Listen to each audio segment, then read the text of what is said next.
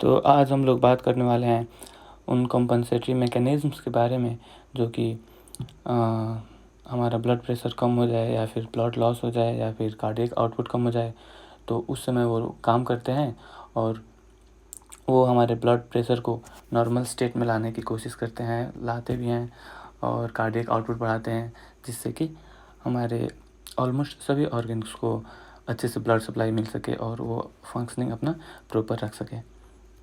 तो उसके लिए हम लोग आज एग्ज़ाम्पल ले रहे हैं ब्लीडिंग का, जिसमें कि आपका ब्लड लॉस हो रहा है। ब्लीडिंग को डिफ़ाइन करने के लिए आप ऐसे कह सकते हैं कि जो ब्लड वेसल्स होते हैं उससे अगर ब्लड बाहर जा रहा है तो उसको हम लोग ब्लीडिंग कहेंगे।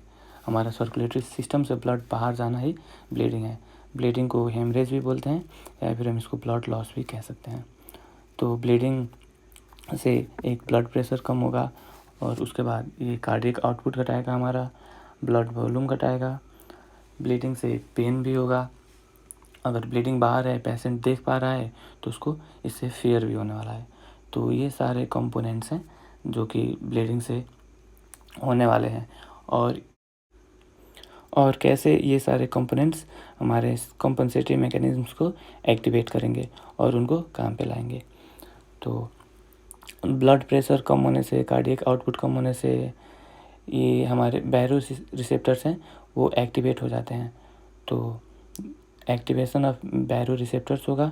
बैरो रिसेप्टर्स प्रेजेंट होते हैं एओर्टा में और कैरोटिड साइनस में। तो बैरो रिसेप्टर्स, इनकी एक्टिवेशन होगी ब्लड प्रेशर कम होने से। उसके बाद पेन और फियर है। तो पेन और फियर क्या करता है कि ये हमारे लिम्बिक सिस्टम के थ्रू होके और ये भी एक कॉम्पनसेटरी मैकेनिज़्म को एक्टिवेट करता है।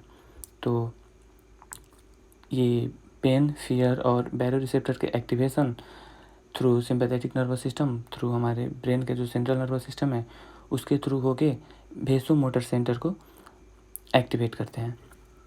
तो अब हम बात करेंगे वेसोमोटर सेंटर के बारे में, जो कि हमारा सेंट्रल नर्वस सिस्टम का पार्ट है और मेडुला ऑब्लिंगाटा में प्रेजेंट होता है। तो ये करेगा फायरिंग ऑफ वेसोमोटर सेंटर। सो हमारा वेसोमोटर सेंटर फायर होगा। तो जब हमारा वेसोमोटर सेंटर फायर होगा तो ये एक्टिवेट करेगा हमारे सिंपैथेटिक नर्वस सिस्टम को। तो सिंपैथेटिक नर्वस सिस्टम एक्टिवेट होगा वेसोमोटर सेंटर के फायरिंग की वजह से। और ये एक और सिस्टम को एक्टिवेट करेगा जो कि है एड्रिनल मेड्यूला।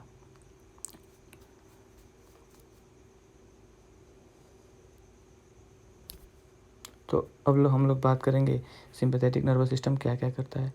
तो ये पहला काम करता है वेनोकॉन्स्ट्रिक्शन। ये हमारा वेनस रिटर्न इंक्रीज करेगा और कार्डियक आउटपुट बढ़ाएगा इससे। उसके बाद ये करता है आर्टेरियोलो कॉन्स्ट्रिक्शन। ये जो हमारे आर्टरीज है उनको कॉन्स्ट्रिक्ट करता है।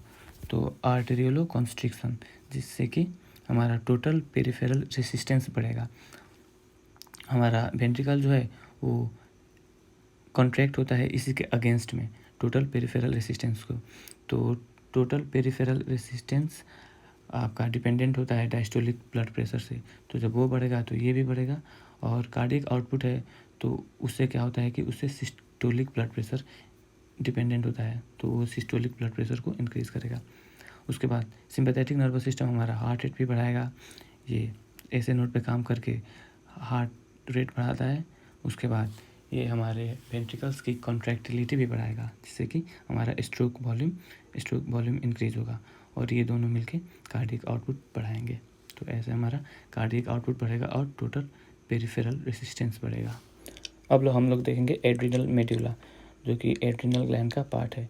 तो एड्रिनल मेड्यूला क्या करेगा, सीक्रेट करेगा एपिनेफ्रिन जब ये एक्टिवेट होगा। तो एपिनेफ्रिन भी सेम काम करेगा जैसे कि सिंपैथेटिक नर्वस सिस्टम कर रहा था। ये भी हमारा हार्ट रेट बढ़ाएगा और स्ट्रोक वॉल्यूम बढ़ाएगा, जो कि दोनों मिलके हमारे कार्डियक आउटपुट को इंक्रीज करेंगे। तो ये एक था वेसोमोटर सेंटर की फायरिंग, जो कि सिंपैथेटिक नर्वस सिस्टम और एड्रिनल मेड्यूला के थ्रू हमारा कार्डियक आउटपुट बढ़ा रहा था और टोटल पेरिफेरल रेसिस्टेंस भी बढ़ा रहा था। इसके बाद हम लोग बात करेंगे किडनी के बारे में। तो जो रेनल वेसल्स है, जब हमारा ब्लड वॉल्यूम घटेगा, जब ब्लड प्रेशर घटेगा, तो जो रेनल आर्टरीज है उनमें ब्लड फ्लो कम कर देगा, तो उनमें ब्लड फ्लो कम होगा। तो इससे क्या होने वाला है कि ब्लड फ्लो टू किडनीज कम होंगे, रेनल आर्टरीज कम होगा। तो हम लोग लिखेंगे डिक्रीज इन रेनल परफ्यूज़न। जो परफ्यूज़न रेनल आर्टरीज में हो रहा था वो कम हो गया है ब्लीडिंग के कारण से। उसके बाद ये क्या करेगा कि हमारे जक्स्टा ग्लोमेरुलर सेल्स जो होते हैं, एपरेटस के पार्ट हैं, तो वो सेल्स एक्टिवेट होंगे और वो लोग रेनिन प्रोड्यूस करेंगे। तो हमारे ब्लड में रेनिन आ जाएगा जक्स्टा ग्लोमेरुलर सेल्स के एक्टिवेशन की वजह से, जो कि डिक्रीज्ड ब्लड प्रेशर से हुआ था। तो अब देखेंगे कि रेनिन क्या क्या काम करता है।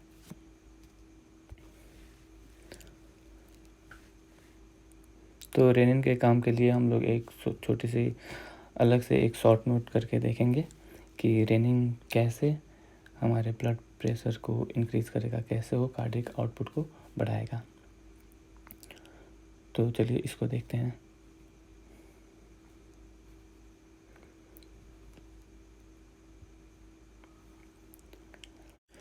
हमारा लीवर जो है वो प्रोड्यूस करता है एंजियोटेंसिनोजेन और ब्लड में रिलीज़ करता है। रेनिन क्या करेगा कि इस एंजियोटेंसिनोजेन को कन्वर्ट करके और एंजियोटेंसिन 1 बना देगा। तो अब हमारे ब्लड में एंजियोटेंसिन 1 हो गया और एंजियोटेंसिन 1 को कन्वर्ट करता है एंजियोटेंसिन कन्वर्टिंग एंजाइम। तो हमारे पल्मोनरी वेसल्स प्रोड्यूस करते हैं एंडोथेलियम, उनके एंडोथेलियल सेल्स जो हैं वो एंजियोटेंसिन कन्वर्टिंग एंजाइम प्रोड्यूस करते हैं। तो ऐसे हमारा एंजियोटेंसिन 2 बन गया। अब देखेंगे कि एंजियोटेंसिन 2 हमारे बॉडी में क्या क्या कर रहा है। उससे पहले एक और बात जो हमने अभी अभी पढ़ा, इनको देख लेते हैं। तो एंजियोटेंसिन 2 है वो स्टिमुलेट करता है एड्रिनल कॉर्टेक्स को, जिससे कि एल्डोस्टेरोन बनता है। तो ये हो गया RAA, तो रेनिन एंजियोटेंसिन एल्डोस्टेरोन सिस्टम। तो इसको हम रास बोलते हैं, RAAS। तो रेनिन ने क्या ये हमारे रास को एक्टिवेट कर दिया। ये अब हमारे बॉडी में क्या क्या करेंगे इसको हम देखेंगे। तो ये रास बोले या फिर एंजियोटेंसिन 2। तो पहले हम देखते हैं कि एंजियोटेंसिन 2 हमारे बॉडी में क्या क्या कर रहा है। उसके बाद देखेंगे कि एल्डोस्टेरोन क्या कर रहा है। तो एंजियोटेंसिन 2 हमारे वेन्स को कॉन्स्ट्रिक्ट करता है, तो ये वेनो कॉन्स्ट्रिक्शन करेगा। मोस्ट ऑफ द ब्लड हमारे वेन्स में स्टोर्ड होते हैं। Around 70% of the blood volume जो हमारा है वो कि वेन्स में ही होता है। तो वेन्स जब कंस्ट्रिक्ट होंगे तो ब्लड हमारा सर्कुलेशन में जाएगा, हार्ट में जाएगा, जिससे कि वेनस रिटर्न बढ़ेगा और कार्डियक आउटपुट बढ़ जाएगा।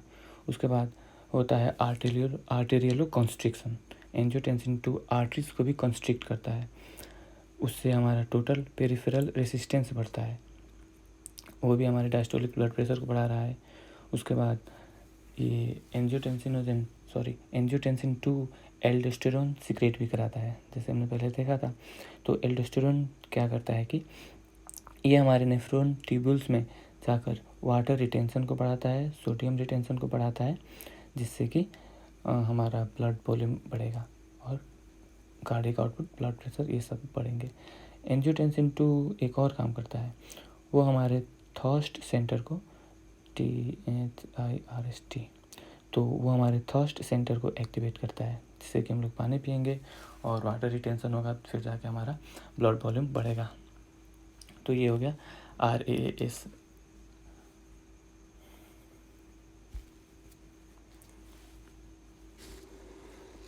अब हम देखेंगे एक और कंपोनेंट ऑफ कंपनसेटरी मैकेनिज्म, जो कि है हमारा हाइपोथैलेमस। जब ब्लड प्रेशर कम होगा, ब्लड वॉल्यूम कम होगा, तो हमारे हाइपोथैलेमस इसको सेंस कर पाएगा और वो एक्टिवेट होता है। तो क्या करेगा कि secretion of ADH, anti diuretic hormone का सिक्रेशन कराएगा थ्रू पोस्टीरियर पिट्यूटरी होके। और ADH क्या करेगा, ये फिर हमारे नेफ्रॉन ट्यूब्यूल से वाटर रिटेंशन बढ़ाएगा। तो वाटर रिटेंशन बढ़ेगा, जिससे कि हमारा फिर जाके क्या होने वाला है कि ब्लड वॉल्यूम बढ़ने वाला है।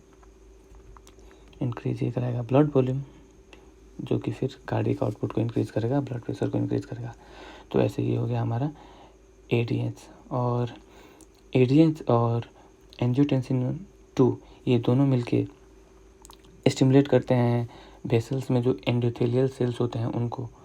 तो जब वो स्टिमुलेट होते हैं तो वो सीक्रेट करते हैं एंडोथेलिन।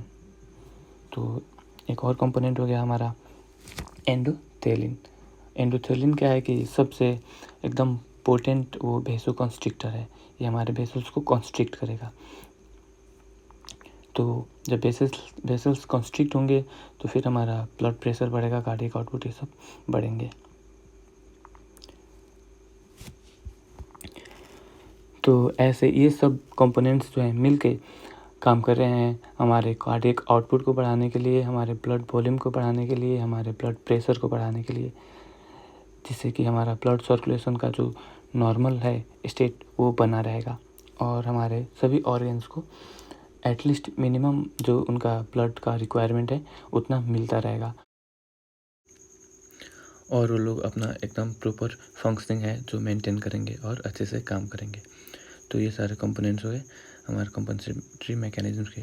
वेसोमोटर सेंटर जो कि सिंपैथेटिक नर्वस सिस्टम को एक्टिवेट करेगा और एड्रिनल मेडुला को भी एक्टिवेट करेगा एपिनेफ्रिन के लिए। उसके बाद हमारा जेजी सेल्स हो गया जो कि रास सिस्टम एक्टिवेट करेगा, फिर हाइपोथैलेमस होगा और एंडोथेलिन हो गया। तो ये सारे कंपोनेंट्स हैं हमारे।